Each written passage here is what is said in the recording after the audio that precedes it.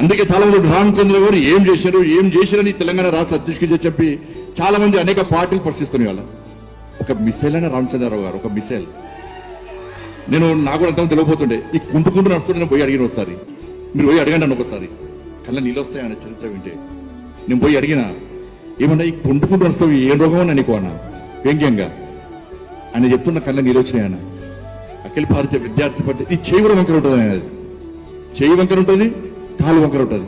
నేను పోయి అడిగినా, ఏమైందా నీకు కుంటుకుంటూ నడుస్తావు, ట్రీట్మెంట్ తీసుకోనంటే, అఖిల భారతీయ విద్యార్థి పరిషత్లో ఉస్మానియా క్యాంపస్ లో ఉన్నప్పుడు అప్పుడు ఆర్ఎస్యు పీడిఎస్లో నా మీద దాడి చేసి నా కాళ్ళు చేతులు విరగొట్టిరన్నా.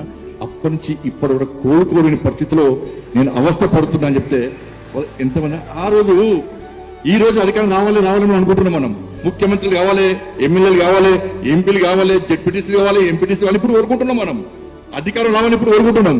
కానీ ఆ రోజు అధికారంలోకి వస్తామని ఎవరు తెలియదు. అధికారం రావాలని ఆ రోజులో కోరుకోలేదు ఎవరు కూడా.